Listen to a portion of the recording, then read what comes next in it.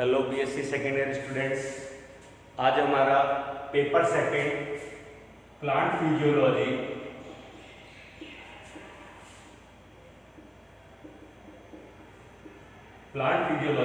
में हमारा आज का टॉपिक है इसेंशियल एलिमेंट्स या न्यूट्रिएंट्स। ठीक है, और इसमें हम मैक्रो न्यूट्रिएंट्स जो है उनके बारे में पढ़ चुके हैं। आज हम यहाँ पे देखेंगे माइक्रो न्यूट्रिएंट। माइक्रो न्यूट्रिएंट्स क्या होते हैं? हम पहले वाली टॉपिक में भी इस चीज को समझा चुके हैं कि माइक्रो न्यूट्रिएंट्स वे खनिज तत्व जो हैं जो कि वायुमंडल से या सॉइल से हमें प्राप्त होते हैं और जड़ों द्वारा अवशोषित किए जाते हैं और जिनकी मात्रा जो है वो लगभग 1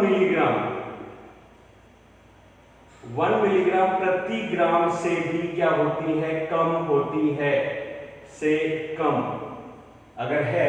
और उनकी आवश्यकता प्रत्येक रेडॉक्स अभिक्रिया, रेस्पिरेशन, फोटोसिंथेसिस, उपापचय क्रिया आदि सभी में होती हैं। अर्थात जिन मॉलिक्यूल्स की उपस्थिति उत्प्रेरक का कार्य करती है, अभिक्रिया को कंप्लीट कराती है, और जिनकी अनुपस्थिति अमेय हो उस अभिक्रिया में बाधा उत्पन्न करती है, वे सभी हमारे लिए इसेंशियल न्यूट्रिएंट्स हैं, जिसके अंदर हम यहाँ पे माइक्रो न्यूट्रिएंट्स की बात करेंगे। ठीक है, और इस संदर्भ में माइक्रो न्यूट्रिएंट्स में आज हमारा सबसे पहले हम डिस्कस करते हैं आयरन हम सभी जानते हैं। ठीक है, तो आयरन का मेन स्रोत जो है वो है सॉइल, और आयरन जो है वो Fe2+ फेरस या फिर Fe3+ फेरिक आयंस के रूप में, फेरस आयंस या फेरिक आयंस के रूप में जो है वो हमें प्राप्त होता है। इसके अलावा अगर अपन कहें तो यहां पे फंक्शंस देख लेते हैं आयरन के।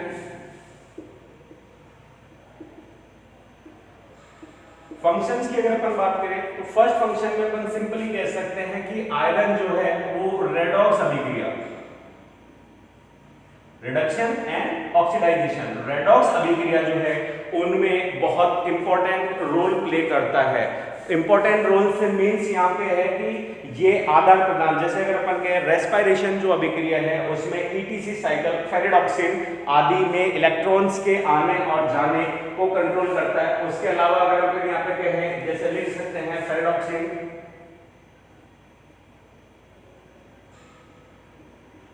उसके अलावा अगर अपन बात करें तो यहाँ पे रिडक्टेज में और एंजाइम्स की हम बात करें तो लाइक जैसे कि पेरोक्सीडेज, नाइट्रोजनेज आदि एंजाइम जो है रेडॉक्स से संबंधित, उनके अंदर इसकी बहुत आवश्यकता होती है। दूसरा, इसी से रिलेटेड जो फोटोसिंथेसिस है एंड रेस्पिरेशन, दोनों में रेडॉक्स से संबंधित जो अभिक्रियाएं हैं, इलेक्ट्रॉन अभिगमन तंत्र से संबंधित जो अभिक्रियाएं हैं, उनमें आयरन जो है वो नेसेसरी है, इंपॉर्टेंट प्ले रोल करता है। ठीक है, उसके अलावा अगर अपन कहें क्लोरोफिल मॉलिक्यूल, तो ये इसको सिंथेसाइज्ड नहीं करता, ये डायरेक्टली सिंथेसिस में भाग नहीं लेता। ठीक है, लेकिन इसके सिंथेसिस के उत्प्रेरक के रूप में जो है वो आयरन जो है वो मुख्य भूमिका निभाता है। इसके अलावा अगर अपन कहें तो आयरन कैटायंस के कंट्रोल के लिए या कैटायंस के नंबर को बढ़ाने में भी सबसे ज्यादा काम में आता है। कैटायंस की कंसंट्रेशन में काम में आता है। और अगर अपन बात करें तो जैसे कि नाइट्रोजनेज एंजाइम की अपन बात कर रहे हैं तो नाइट्रोजन फिक्सेशन में इसकी भूमिका है।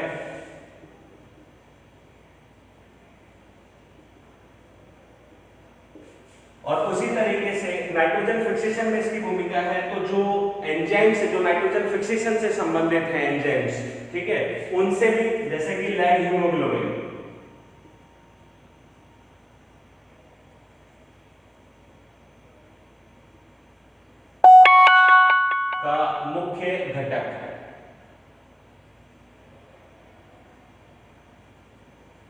के रूप में ये प्रयुक्त होता है। सिंपल वे में अगर अपन देखें तो आयरन जो है वो बहुत कम, अगर अपन इसके अमाउंट की बात करें तो 0.0012 to 1.15% के अबाउट अवशोषण है, बहुत ज्यादा मात्रा में नहीं है। लेकिन अगर अपन कहें तो प्लांट बॉडीज के अंदर जो है आयरन की बहुत ज्यादा जरूरत होती है, मतलब मात्रा में नहीं, अभिक्रियाओं में, लाइक रेडॉक्स अभिक्रियाओं में, फोटोसिंथेसिस एंड रेस्पिरेशन से संबंधित एंजाइम्स में अभिक्रियाओं में, उपापचय से संबंधित अभिक्रियाओं में, फोटोसिंथेसिस में क्लोरोफिल को बनाने में भी, लेकिन बनाने के उत्प्रेरक के रूप में इसकी भूमिका होती है, कैटायंस की कंसंट्रेशन में, नाइट्रोजन फिक्सेशन के लिए, एंड लैग हीमोग्लोबिन जो है उसका मुख्य घटक है। इस प्रकार आयरन जो है वो काफी एसेंशियल है। इसी से अगर अपन डेफिशिएंसी की बात करें, आयरन की डेफिशिएंसी, तो आयरन डेफिशिएंसी में हम कह सकते हैं कि इससे रेडॉक्स अभिक्रियाएं प्रभावित होगी। अलग से ना बता के हम इसी से समझ लेते हैं, रेडॉक्स अभिक्रियाएं जो हैं वो प्रभावित होंगी, ठीक है। फेरिडॉक्सिन जो इलेक्ट्रॉन अभिगमन में काम आ रहा है, पेरोक्सीडेज, ठीक है, नाइट्रोजनेज, फोटोसिंथेसिस की अभिक्रियाएं क्या बोलते हैं इससे प्रभावित होगी। रेस्पिरेशन की अभिक्रियाओं के प्रभावित होने से ऊर्जा, जो ऊर्जा बन रही है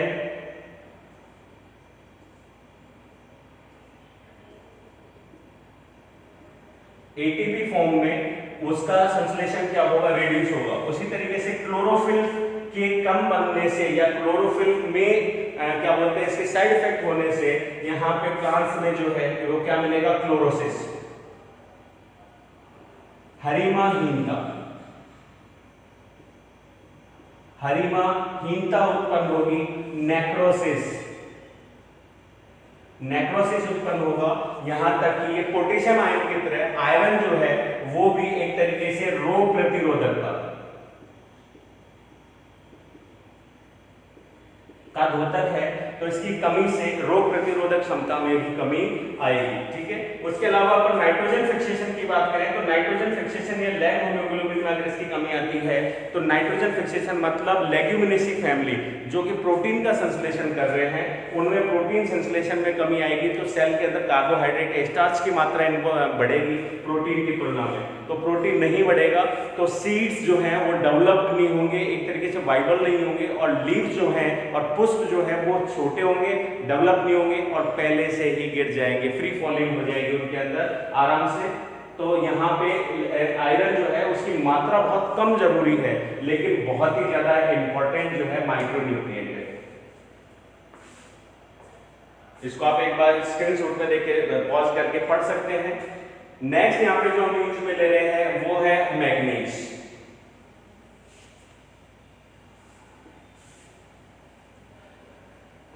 मैग्नीज सेकेंड माइक्रोन्यूट्रिएंट है जिसकी बहुत एंजाइम्स अभिक्रियाओं में आवश्यकता होती है।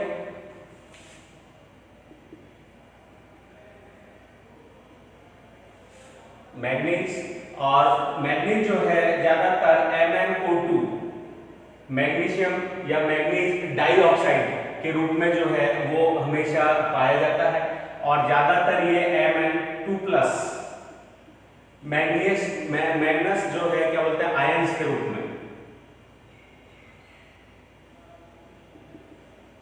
मैग्नस आयंस के रूप में प्रयुक्त होता है, और अभिक्रियाओं के अंदर इलेक्ट्रॉन एक तरीके से ग्राही के रूप में हमेशा पॉजिटिव। अगर फोटोसिंथेसिस की रिएक्शंस देखें तो वहां पे एटीपी के फॉस्फेटेज एंजाइम की रिएक्शन में इसकी बहुत ज्यादा भूमिका है।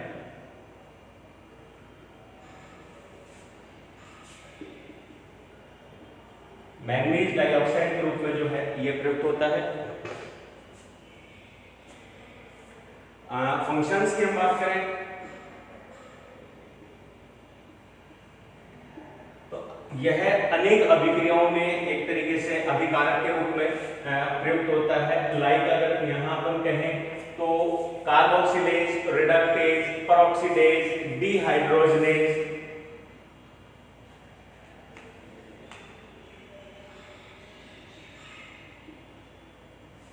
कार्बोक्सिलेज, डीकार्बोक्सिलेज,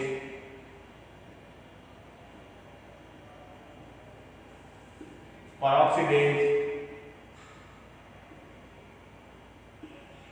फॉस्फेटेज, डिहाइड्रोजनेज आदि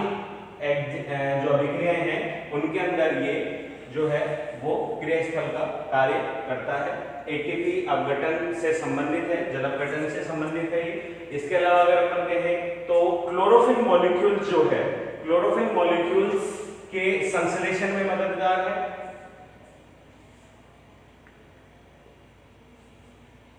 और इसका अगर अपन बेसिक वो देखें तो सेल डिवीजन में middle level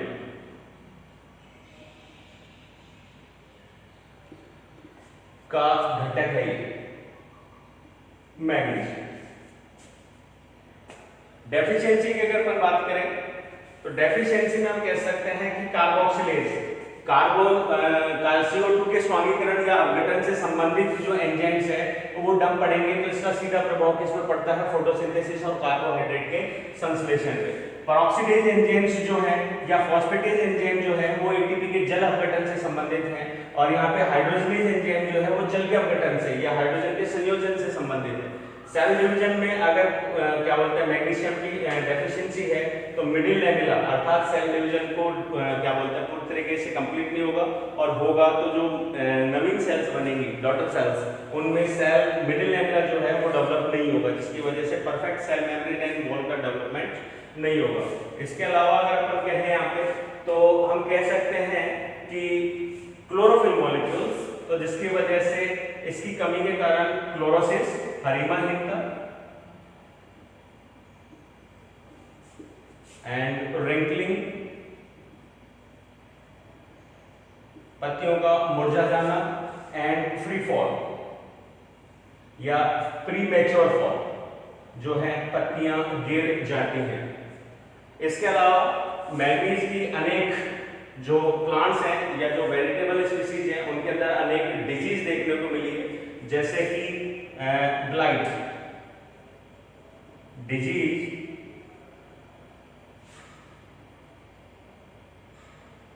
and sugarcane, गन्ने का अंगमारी रोग, गन्ने में अंगमारी रोग जो है वो इसी के कारण है। इसी तरीके से अगर अपन एक और ले तो वहां ले सकते हैं स्पेकल येलो,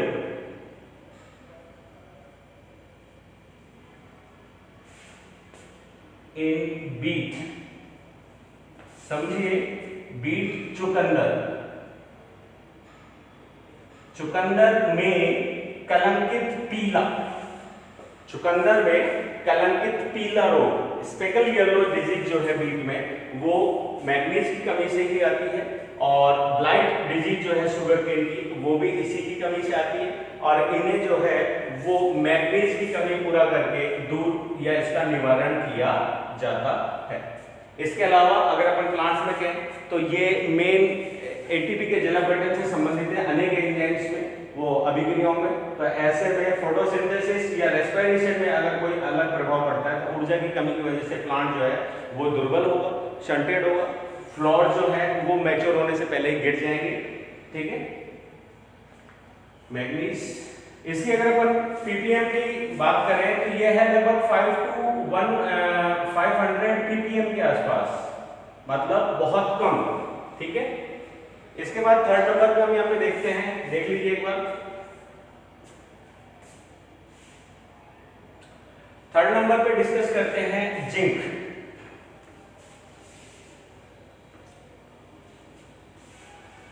जिंक का भी स्रोत जो है वो जमीन ही है, खदानों में से निकलता है हमेशा ही जिंक ऑक्साइड्स के रूप में, जिंक आयंस के रूप में, हमेशा जिंक कैटायंस के रूप में मिलेगा ही। मात्रा कम है इसकी, 3 से लगभग 150 ppm के करीब प्लांट्स के अंदर इसकी एब्जॉर्प्शन होती है। ठीक है, जिंक बहुत सारी चीज लाइक एंजाइम्स, फॉस्फेटेज, ठीक है, पेप्टाइडेज, कार्बोक्सिलेज आदि, डिहाइड्रोजनेज जो भी एनर्जी सोर्स से संबंधित है, उन एंजाइम्स की रिएक्शन सेंटर बनाता है। ठीक है, उसके अलावा जो इसका सबसे इंपॉर्टेंट काम है वो ऑक्सिन हार्मोन का जो मुख्य घटक है ट्रिप्टोफैन के संश्लेषण में मुख्य भूमिका निभाता है ऑक्सिन। ठीक है, ऑक्सिन के जो मेन घटक है ट्रिप्टोफैन, अमाइनो एसिड है ट्रिप्टोफैन, ट्रिप्टोफैन के संश्लेषण में जो है वो भूमिका निभाता है। उसके अलावा अपन यह कह सकते हैं कि आरएनए संश्लेषण में भी जिंक की मेन भूमिका होती है। उसके अलावा कई एंजाइमेटिक रिएक्शंस में काम आता है, क्लोरोफिल मॉलिक्यूल्स के एक्टिवेशन में काम आता है। इस तरीके से फंक्शंस। अब अगर इसकी डेफिशिएंसी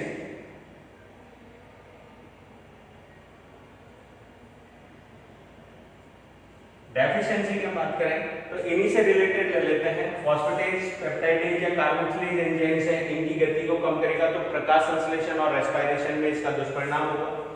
ऑक्सिन जो है वो ग्रोथ हार्मोन है, एक तरीके से स्टिमुलेटिंग हार्मोन है ग्रोथ के लिए। तो ऐसे में ट्रिप्टोफैन की अगर संश्लेषण कम होगा तो ऑक्सिन का निर्माण बाधित होगा, जिसकी वजह से पादप की ग्रोथ जो है वो कम हो जाएगी।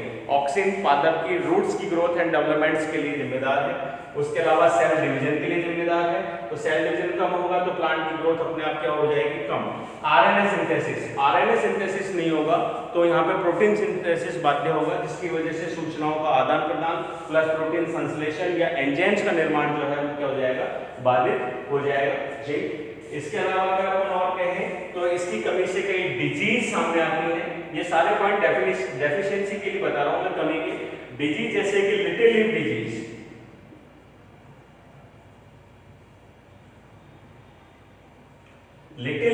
की अगर हम बात करें तो पत्तियों का कुंचित हो जाना, छोटी रह जाना। ठीक है, ये डिजीज इसी के द्वारा होती है। उसके अलावा एक और इंपॉर्टेंट डिजीज जो है उसकी है व्हाइट बड डिजीज।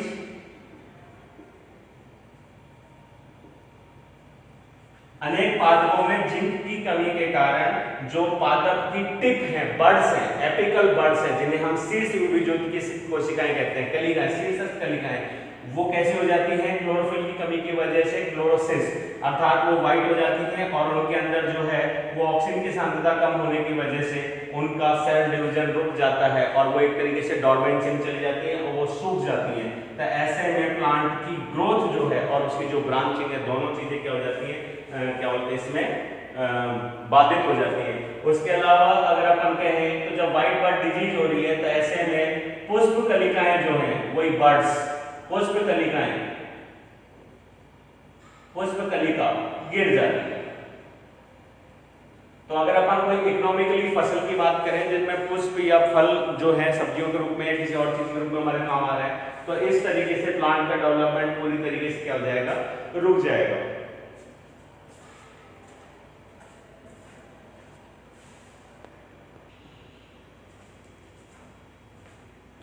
Yes, zinc deficiency. इसके बाद अब हम बात करते हैं 4th नंबर पे हम रखते हैं बोरोन।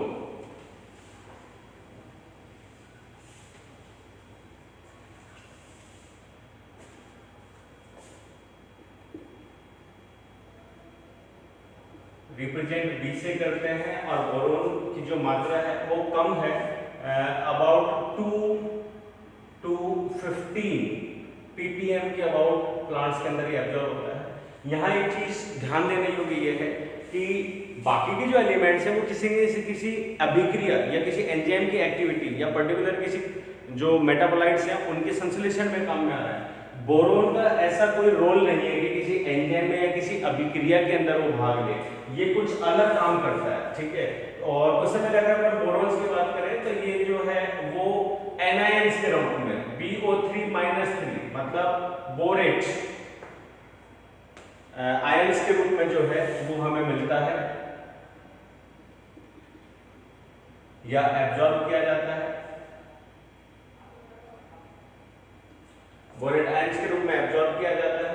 ठीक है, इसके अलावा अगर अपन इसके फंक्शंस की बात करें तो जैसे मैंने कहा कि ये कुछ अलग काम करता है। तो जैसे कि इसका मुख्य कार्य जो है उनमें जैसे कि पॉलन, जर्मिनेशन, पॉलन ग्रेन्स के अंकुरण से संबंधित है उनको प्रेरित करता है। उसी तरीके से सेल डिफरेंशिएशन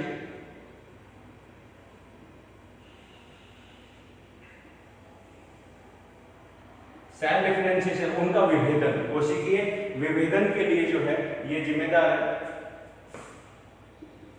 एक फंक्शन पे अगर अपन कहें तो ये क्या बोलते हैं CHL क्लोरोफिल के सिंथेसिस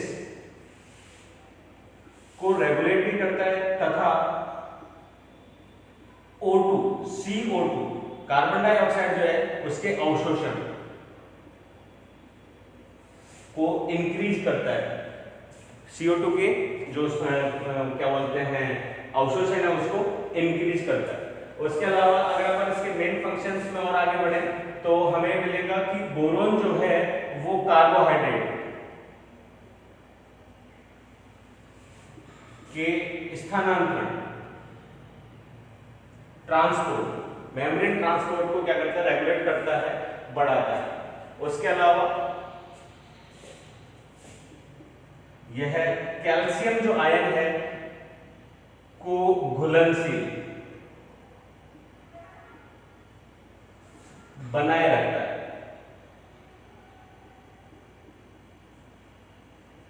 कैल्शियम आयन्स को घुलनशील बनाए रखता है। कोशिका के ECM के अंदर पोटेशियम की सांद्रता को संतुलित या बनाए रखता है, क्योंकि पोटेशियम आयन जो है वो हमारी सक्रिय अभिगमन तंत्र जो हमारे पंप्स हैं उनके सक्रियण के लिए या सांद्र विभरण जो सांद्र प्रवणता है उसके अगेंस्ट आयंस को जो है वो ट्रांसफर करने में काम में आता है। इस तरीके से ये इसके मेन फंक्शंस हैं। अब अगर अपन इसमें एक चीज और एक इनहिबिट करता है कुछ एंजाइम्स की अभिक्रियाओं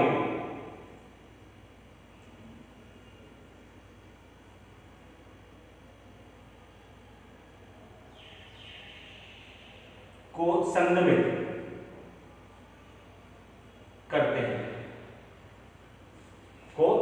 करते हैं एंजाइम अभिक्रियाओं को संदमित करते हैं। जैसे कि मैं आपसे कहूं तो टिप जो है शूट का टिप में फिनॉल कंपाउंड्स को नहीं बनने देता।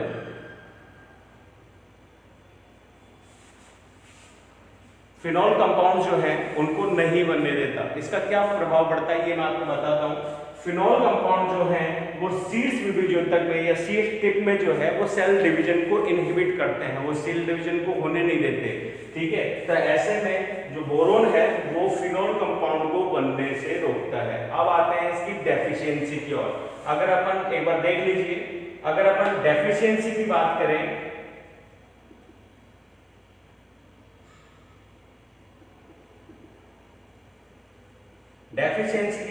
कमी की, तो सबसे पहले है पोलन जर्मिनेशन और सेल डिफरेंशिएशन पे इसका विपरीत प्रभाव पड़ेगा बोरोन का कमी की वजह से। ठीक है, क्लोरोफिल सिंथेसिस के अलावा CO2 का जो स्वांगीकरण हो रहा है उसका अवशोषण है उसको क्या कर देगा कम। CO2 का स्थानांतर वो जो संश्लेषण है वो अवशोषण जो है वो क्या हो जाएगा कम। कार्बोहाइड्रेट के रेगुलेशन को कम करेगा, इसकी वजह से ऊर्जा उत्पादन में क्या आ जाएगी कमी, क्योंकि कार्बोहाइड्रेट का स्थानांतरण सुचारू रूप से नहीं हो पाएगा। ठीक है, जिसकी वजह से रेस्पिरेशन क्रिया क्या हो जाएगी बाधित। कैल्शियम जो है उसको घुलनशील बनाए रहता है। कैल्शियम भी सेल जो प्रोटोप्लाज्म है उसके पीएच के लिए तथा आयंस के रेगुलेशन या ट्रांसपोर्ट के लिए जो है वो जिम्मेदार है। ठीक है, तो ऐसे में कैल्शियम की घुलनशीलता को बनाए रखता है। पोटेशियम भी रेगुलेशन में है, इसलिए पोटेशियम आयंस की कंसंट्रेशन को बनाए रखता है और कुछ एंजाइम्स की रिएक्शंस को क्या करता है कम करता है। डेफिशिएंसी की अगर अपन डेफिशिएंसी में कार्बोहाइड्रेट कम हो जाएगा, कैल्शियम कम हो जाएगा। इसके अलावा कुछ डिजीज जो है वो देखने को मिलते हैं, जैसे कि डायबैक डिजीज, यहां लिख देते हैं।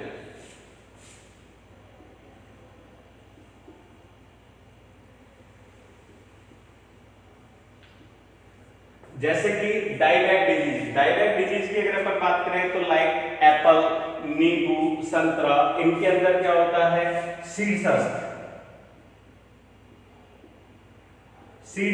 डायबैक सीड्स से नीचे की ओर जो है वो शुष्कता, सूखापन जो है वो बीमारी जो है स्टार्ट होती है, जिसकी वजह से सबसे पहले टिप पार्ट डैमेज होता है, बर्ड्स जो एंड लीफ जो है एपिकल मेरिस्टम वो डैमेज हो जाता है, झड़ जाती हैं, जिसकी वजह से प्लांट जो है वो ऊपर से नीचे की ओर शुष्कता की ओर अग्रसर होता है, तो फ्लावर्स नहीं बनते, प्लांट को पूरा लॉस होता है, दैट इज डाईबैक डिजीज, जो कि अगर हम बात करें तो एप्पल, नींबू,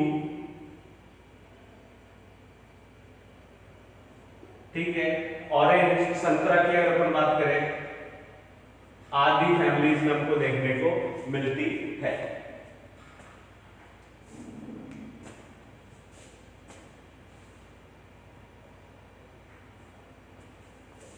एक बोरोन जो है वो प्लास्टोसाइनिन,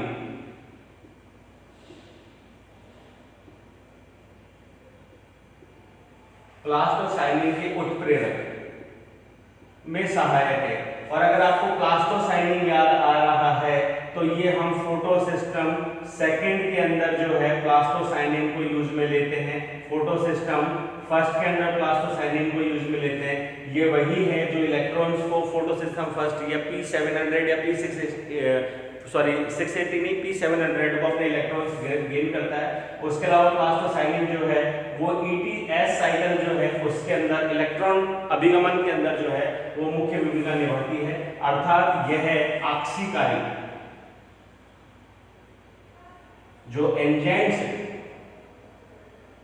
के उत्प्रेरक का कार्य भी करता है। तो ऐसे में अगर अपन डेफिशिएंसी की बात करें तो प्लास्टोसाइनिन के संश्लेषण और उसके उत्प्रेरण की कमी आएगी, जिसकी वजह से ETC या फोटोसिस्टम फर्स्ट की अगर हम बात कर रहे हैं तो उनके अंदर आक्सीकारी एंजाइम्स और जो यहाँ पे इलेक्ट्रॉन देने मतलब रिडक्शन की जो अभिक्रिया हो रही थी उसमें क्या आती है, मंदिता आती है। यह है बोरोन। बोरोन के बाद हम बात करते हैं कॉपर। कॉपर का भी स्रोत मृदा है, लेकिन कॉपर मृदा में अगर हम कहें तो बहुत लिमिटेड फॉर्म में है, बहुत ही कम, और कॉपर जो है उसकी अधिक मात्रा बहुत ज्यादा टॉक्सिक है प्लांट्स के लिए। यही कारण है कि कॉपर की जो खदानें हैं तांबे की, उसके आसपास की जो जगह है वहां पे प्लांट्स में बहुत ज्यादा टॉक्सिक सब्सटेंस जनरेट होते हैं, जिसकी वजह से बहुत ज्यादा वेजिटेशन जो है वहां पे डेवलप नहीं होती है,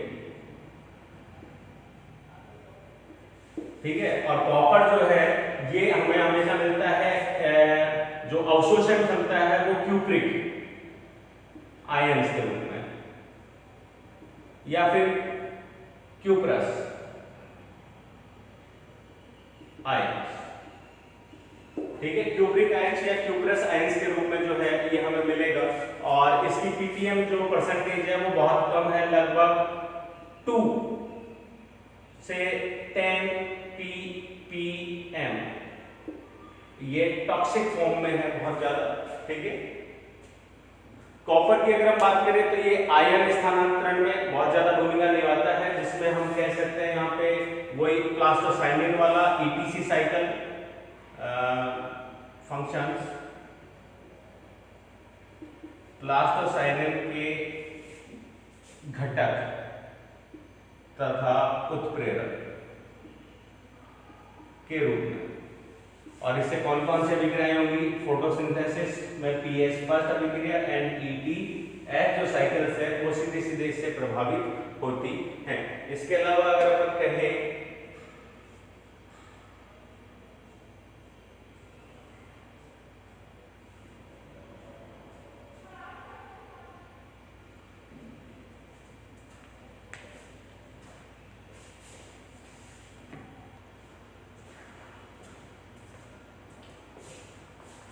स्टूडेंट्स, एक छोटा सा करेक्शन, अभी बोरोन में जो डाइबैक डिजीज हमने लिखी है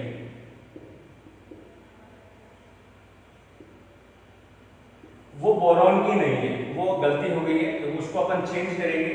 बोरोन द्वारा जो डिजीज है वो अलग है, एप्पल के अंदर वो डाइबैक नहीं है, इसको दोबारा ठीक कीजिए, डाइबैक नहीं है, एप्पल के अंदर है internal cork, internal cork disease है, ठीक है। उसी तरीके से गोभी में कैबेज की अगर अपन बात करें तो कैबेज के अंदर यहाँ पे डिजीज है कौन सी, ब्राउनिंग ऑफ कॉलीफ्लावर, या कैबेज की हम बात कर रहे हैं तो ब्राउनिंग, भूरापन। इसके अलावा हार्ट रोट डिजीज है, HART, heart rot disease in beet, चुकंदर। ये डिजीज जो है वो नहीं है, हमने गलत ध्यान कर लिया, ठीक है। तो डिजीज जो डायबेटिक डिजीज है वो बोरन द्वारा संक्रमित नहीं होती, वो कॉपर की कमी से संक्रमित होती है, जो कॉपर अभी हम यहाँ पे पढ़ रहे हैं। और ये तीनों के तीनों जो डिजीज है वो बोरॉन की कमी की वजह से होती है, बोरॉन की कमी की वजह से होती है। ये हमको वहां पे वापस ध्यान रखना होगा। तो वापस आते हैं कॉपर पे ही। तो कॉपर जो है वो प्लास्टोसाइनिन के घटक के रूप में और उत्प्रेरक के रूप में काम कर रहा है, ठीक है। इसके अलावा अगर हम बात करें तो ये ऑक्सीकरी जो एंजाइम्स है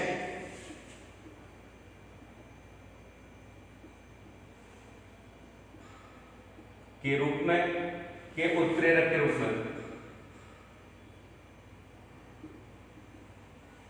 में प्रयुक्त होता है, ठीक है। इसके अलावा जो डेफिशिएंसीज की हम बात करें तो इससे ऑक्सीडेज अभिक्रियाएं बाधित होंगी। ये क्लोरोफिल मॉलिक्यूल जो है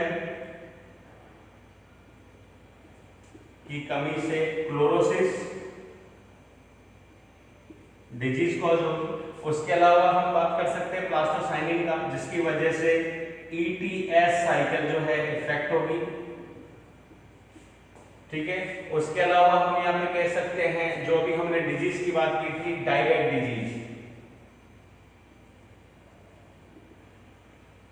एप्पल में, वो भी कॉपर की कमी से ही कॉज होती है, ठीक है। कॉपर की मात्रा लिमिट में जरूरी है, क्योंकि डेफिशिएंसी तो नहीं बताऊंगा मैं इसमें, लेकिन एक और है, जैसे कि आलू, जैसे कि एप्पल में कॉपर की प्रेजेंस के कारण जब हम उनको काटते हैं और थोड़ी देर हवा में छोड़ते हैं तो वो ब्राउनिश या ब्लैकिश हो जाते हैं, वो कॉपर की उपस्थिति में होती है, क्योंकि कॉपर हवा से संपर्क करके क्यूप्रस बना लेता है जो कि ब्लैक हो जाता है, ठीक है। इसके बाद नेक्स्ट हम लेते हैं मॉलिब्डेनम।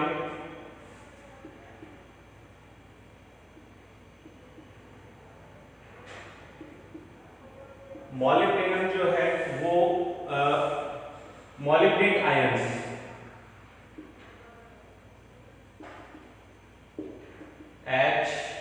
HMOO4 माइनस या MO4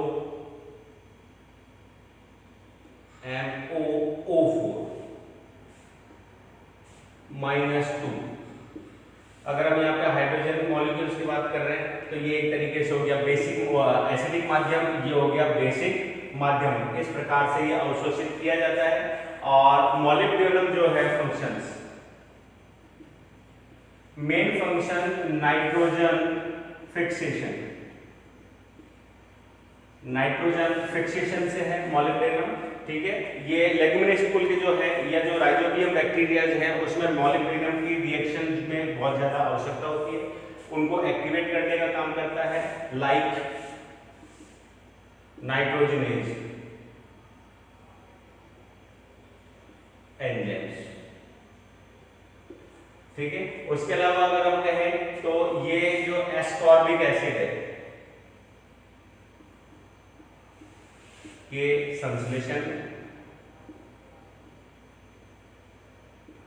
में भूमिका निभाते हैं। इसके अलावा अगर अपन कहें तो नाइट्रोजन हो गया, एस्कॉर्बिक हो गया, कुछ एंजाइम्स लाइक डिहाइड्रोजनेज,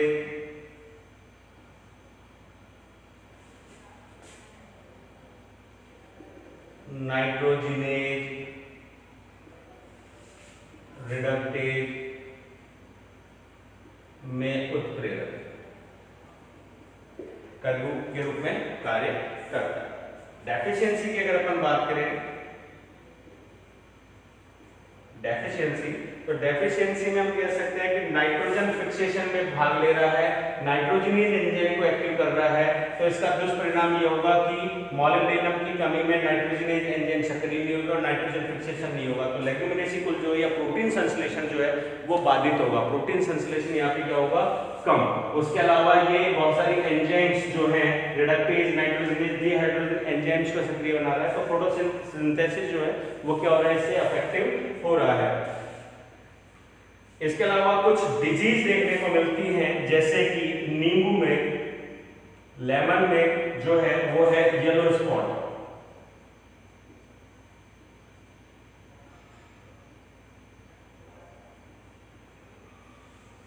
ठीक है। उसके अलावा हम यहाँ पे ले सकते हैं कैबेज या गोभी में व्हाइट पेज,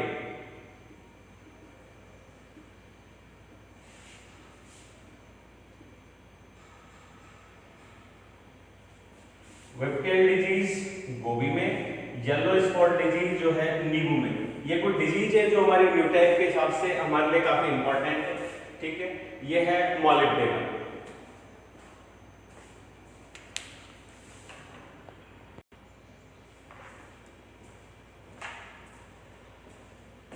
मॉलिब्डेनम की disease, yellow spot disease lemon में और वेप्टेल डिजीज जो है वो नींबू में। अब नेक्स्ट हम लेते हैं सातवां माइक्रोन्यूट्रिएंट की अगर अपन कहें तो हम यहाँ पे ले सकते हैं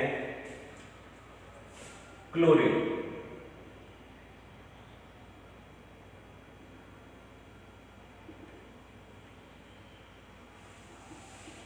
यह है हमेशा क्लोराइड आयंस के रूप में, ठीक है, CHL नेगेटिव क्लोराइड आयंस के रूप में जो है वो हमें प्राप्त होती है। इसकी रेशो काफी है 100 to 300 ppm, क्योंकि इसका डायरेक्ट कोई प्रभाव तो नहीं है लेकिन कई चीजों में प्रभावशाली या उत्प्रेरक की तरह काम करती है। जैसे अगर आपको एक सिंपल सा फंक्शन में, सिंपल से फंक्शन में अगर मैं यहाँ पे बताऊं क्या बोलते हैं फोटोसिंथेसिस, तो फोटोसिंथेसिस की इसकी रिएक्शन को अगर अपन देखें तो CO2 मॉलिक्यूल को ब्रेक डाउन करने के लिए हमें लगभग 4 हाइड्रोजन एटम्स की जरूरत होती है, जिसकी अगर अपन रिएक्शन बनाएं तो ये बन जाता है CH2O प्लस H2O, ठीक है। वाटर मॉलिक्यूल्स की अगर अपन रिएक्शन करें 4H2O, तो ये हमारी रिएक्शन बन जाती है 2H2O plus O2 plus 4 hydrogen atoms and 4 electrons. ये हमारी रिएक्शन बनती है, जिसे हम फोटोसिंथेसिस में इमर्सन इफेक्ट के नाम से भी जानते हैं या क्वांटम लब्धि के नाम से भी जानते हैं। तो ऐसे में यहाँ पे एटम्स, तो यहाँ हम कह सकते हैं मेन फंक्शन के अंदर कि यह है वाटर के हाइड्रोलाइसिस बोल सकते हैं हम इसको, लेकिन हाइड्रोलाइसिस की जगह अगर हम इसको फोटोलाइसिस, फोटोलाइसिस की अगर हम बात करें तो ज्यादा अच्छा आएगा। प्रकाशीय अपघटन, जल का प्रकाशीय अपघटन तथा O2 ऑक्सीजन की मुक्ति में कार्य करता है। तो यहां पे अगर मैं कहूं तो जैसे Mn काम आता है वैसे ही Cl भी उसके समान ही इक्विवेलेंट काम आता है। तो यहां हम मेन फंक्शंस के अंदर इन चीजों को ऐड कर सकते हैं। इसके अलावा क्लोरीन आयन जो है Cl- ये एसिडिटी, अम्लीयता को इंक्रीज करती है, बढ़ाती है। उसके अलावा और अगर हम कहें तो क्लोरीन माइनस जो है वो हाइड्रोजन्स के साथ, पोटेशियम के साथ, सोडियम के साथ में बॉन्ड बनाकर, बंध बनाकर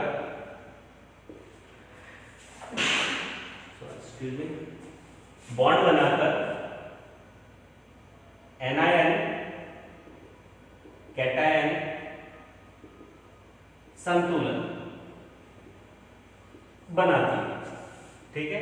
हाइड्रोजन के साथ तो काम, लेकिन पोटेशियम एंड सोडियम के साथ में जो है वो यहाँ पे बॉन्ड बनाकर आयन कैटायन संतुलन जो है उसको बनाती है।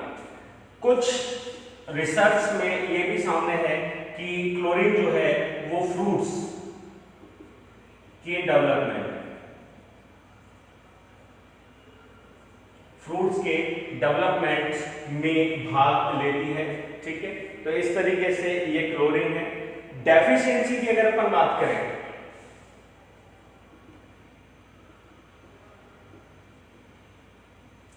डेफिशिएंसी की अगर अपन बात करें तो क्लोरीन की डेफिशिएंसी के बहुत हद तक प्रमाण नहीं है, लेकिन हम यह समझ सकते हैं कि ये मैग्नीशियम की जगह रिप्लेस होती है, उसके समान काम करती है। तो हालांकि क्लोरीन नहीं भी है तो मैग्नीशियम काम कर देगा। ठीक है, वो मैग्नीशियम सॉरी मैग्नीज काम कर देगा Mn, लेकिन अगर क्लोरीन है तो वो उसके समान ही काम करती है। तो यहाँ पे ये फोटो जो लाइसिस है वाटर का और ऑक्सीजन की मुक्ति से संबंधित है, तो इसकी डेफिशिएंसी का थोड़ा प्रभाव इस पर पड़ता है।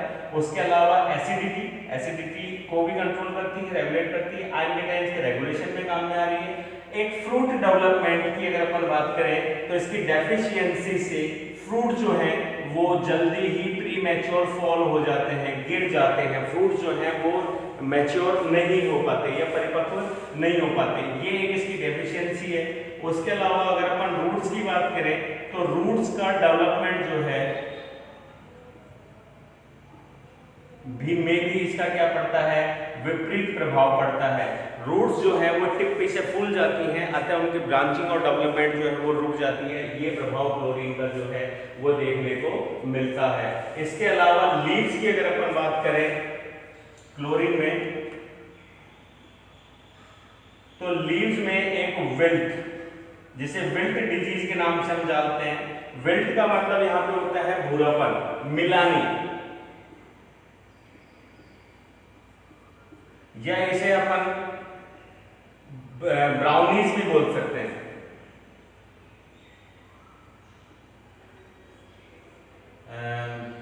तांबे समान या कांस्य के समान, अर्थात पत्तियां जो हैं वो क्लोराइड आयंस की कमी के कारण कैसे हो जाती हैं, विल्ट, मिलानी हो जाती हैं। क्लोरोसिस तो होगा, नेक्रोसिस भी हो जाएगी, रिंकलिंग भी हो जाएगी। उसके अलावा पत्ती जो है वो कैसे हो जाती हैं, लाल भूरी प्रकार की, बिल्कुल जैसे कांसा होता है, कांसे के समान, इसलिए इसे हम ब्राउनिश भी बोलते हैं, ब्राउनिश टाइप हो जाती है। ये डिजीज जो है डेफिशिएंसी क्लोरीन की देखने को मिलती है। तो इस तरीके से मेन माइक्रोन्यूट्रिएंट्स कंप्लीट। इसके अलावा और हम बात कर सकते हैं यहाँ पे, जैसे कि सोडियम, कोबाल्ट आदि। और सोडियम की अगर अपन बात करें तो सोडियम हमेशा सोडियम आयंस के रूप में ही प्राप्त होता है। और सोडियम के लिए अगर अपन कहें तो C3 प्लांट्स जो हैं, C3 प्लांट्स जो हैं वो क्या कर रहा है, में कैम पाथवे जो है C3 प्लांट्स में, उसमें PEP के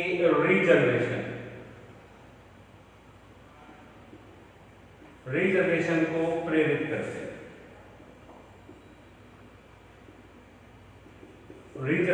प्रेरित करते हैं, ठीक है, ये इसका काम है। उसके अलावा जो है ये हाइड्रोजन एटम्स या पोटेशियम एटम्स के समान जो है वो कैटायंस का उपयोग करता है, लेकिन ये कैटायंस बहुत ज्यादा उपयोग में नहीं होते, क्योंकि सोडियम जो है वो पोटेशियम की तुलना में जो ट्रांसपोर्ट एबिलिटी है उसको क्या कर देता है, सोडियम डम कर देता है, पोटेशियम उसको इंक्रीज करता है, सोडियम। अतः हमेशा कोशिका के अंदर से सोडियम को बाहर और पोटेशियम को सोडियम के रिप्लेस में अंदर की तरफ लाया जाता है। इसे हम एक्सचेंज, आयन एक्सचेंज के रूप में जानते हैं।